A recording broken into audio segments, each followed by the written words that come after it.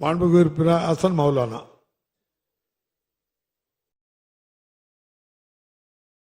What you fear for keeps coming back என்று சொல்வார்கள். கண்ணியமிக்க பேரவைத் தலைவர் அவர்களே,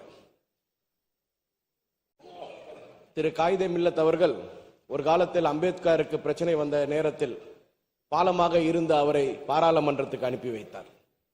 அதே நேரத்தில் அன்றே கண்ணியமிக்க காயிதே மில்லத் அவர்கள் இஸ்லாமிய சமுதாயம் அவருக்கு பின்னால் யாரிடம் ஒப்படைத்து யாருடன் கூட்டணி வைத்து யார் அவர்களை பாதுகாப்பார் என்று எண்ணிய பொழுது காயிதே மில்லத் சாஹிப் அவர்கள் கலைஞரை நாடிதான் சென்றார். கலைஞர் பாதுகாப்பார் என்று நினைத்தார். அந்த அடிப்படையில் இன்று கலைஞரின் வழித்தோண்டலில் வரக்கூடிய அந்த திமுக தலைவராகவும் இன்று நமக்கு முதலமைச்சராகவும் இருக்கக்கூடியவர் இஸ்லாமிய சமுதாயத்தை பாதுகாப்பார் என்று நம்புகிறேன். மாண்புமிகு பேரவைத் தலைவர் அவர்களே, இரவு 2 மணிக்கு இந்த மசோதாவை அதிகாலை இந்த மசோதாவை நிறைவேற்றுகிறார்கள். அவர்களுக்கு அதிக வாக்குகள் கிடைத்தது. சென்ற பாராளுமன்றத்தில் மிருக பலத்தில் இருந்தார்கள். இந்த பாராளுமன்றத்தில் அவர்களுக்கு ஐயம் இருந்தது. எதிர்ப்பாளர்களும் இருக்கிறார்கள். அப்படி இருந்தும் அவர்கள் ஒருமித்த கருத்தோடு இருந்தார்கள். இந்தியா கூட்டணியும் ஒருமித்த கருத்தோடு இருந்தது.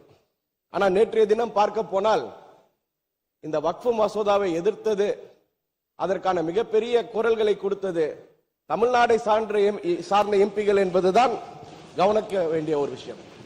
அதே நேரத்தில் எல்லாத்தையும் பேசிய திரு அமித்ஷா அவர்கள் தமிழ்நாட்டை மட்டும்தான் மேற்கோள் காட்டி பேசினார். அந்த அளவிற்கு தமிழ்நாடு ஒரு முற்போக்கு சிந்தனை உள்ள ஒரு மாநிலமாக, எதிர்காலத்தை கட்டுப்பாட்டோடு பாதுகாப்பாக இந்த மாநில மக்களை வழிநடத்த வேண்டும் என்ற சிந்தனை கொண்ட முதலமைச்சர் இருப்பதனால்தான் அவர்கள் நம்மை மேற்கோள் காட்டி இவர்களோடு நாம் போராடி ஜெயிப்பதில்லை என்று கூறினார்கள். மீண்டும் ஒரு முறை மாண்புமிகு நிதி அமைச்சர் அன்று கூறினார், ஏன் பாதுஷாக்கெல்லாம் பாதுஷான அவுரங்கசீப் அவர்களே தமிழ்நாட்டின் எல்லைக்கு வர முடியவில்லை என்று. இதையெல்லாம் என்ன கூறுகிறது? தமிழ்நாடு ஒரு பாதுகாப்பான மாநிலம். இன்று டீசென்ட்ரலைசேஷன் ஆஃப் சென்ட்ரல் பவர்ஸ் அப்படின்னு ஒரு வார்த்தை சொல்லுவாங்க. மத்திய அரசாங்கம் ராஜீவ்காந்தி அவர்கள் தலைமையில் நடந்த பொழுது பஞ்சாயத்து ராஜ் சிஸ்டம் கொண்டு வந்து பஞ்சாயத்தில் இருக்கக்கூடியவர்களுக்கு பலத்தை கொடுத்தது. இன்று நம்முடைய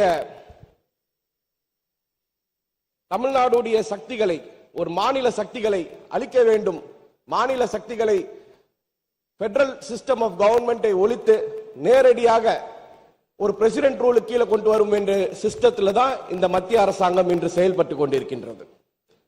மாண்புமிகு முதலமைச்சர் இஸ்லாமியர்களை பாதுகாக்க வேண்டும். இது இஸ்லாமியர்களுக்கு மட்டுமல்ல, ஒரு நிலையிலும் ஒரு தீர்மானத்திலும் நம்முடைய சக்திகளை எடுத்து மத்திய ஒன்றிய சர்க்கார் வைத்துக் கொள்ளும். அதை நாம் முறியடிக்க வேண்டும். இந்த நேரத்தில் இந்த சட்டமன்றத்தில் ஒரு மிகப்பெரிய கூட்டம் கருப்பு பேட்ஜ் அணிந்து இந்த மத்திய அரசாங்கம் கொண்டு வந்த இந்த வக்ஃப் பில்லை எதிர்க்கிறது. நம்முடைய முதலமைச்சர் கொண்டு வந்த அந்த தீர்மானத்தை காங்கிரஸ் பேரியக்கம் ஒருமனதாக ஆதரித்து இந்த தீர்மானத்தை கொண்டு வந்த முதலமைச்சருக்கு எங்களுடைய வாழ்த்துக்களையும் எங்களுடைய நன்றியும், எங்களுடைய பாதுகாவலராகவும் இருக்கும் முதலமைச்சருக்கு எங்கள் நன்றியை தெரிவித்து காங்கிரஸ் பேரியக்கம் இந்த மசோதாவை ஆதரிக்கிறது. மாண்புமிகு உறுப்பினர் எதிர்க்கட்சி கொறடா. பேரவைத் தலைவர்களே, இந்த பிரச்சனையை பொறுத்தவரைக்கும் மாண்புமிகு முதலமைச்சர் அவர்கள் தனி தீர்மானம் கொண்டு வரும்போதே அதிமுக சார்பாக அன்றைக்கு ஆதரவளித்தோம். வக்ஃப் சட்ட திருத்த மசோதா முழுமையாக திருத்தப்பட வேண்டும். அதிகமாக இஸ்லாமிய முன்னோர்கள் தானமாக கொடுத்த சொத்துக்கள் பாதிக்கப்படும் என்ற அச்சம் சிறுபான்மையினருக்கு இருக்கிறது. மத்திய அரசு சிறுபான்மையினருடன் கலந்து அச்சத்தை போக்கும் வகையில் சட்ட திருத்தம் கொண்டு வர வேண்டும். இந்த பிரச்சனையை பொறுத்தளவுக்கு இந்த சட்டத்தை திரும்ப பெற வேண்டும். அரசு எடுக்கக்கூடிய இந்த பிரச்சனை பொறுத்து அரசு எடுக்கக்கூடிய அத்தனை நடவடிக்கைக்கும் அதிமுக ஆதரவாக இருக்கும்.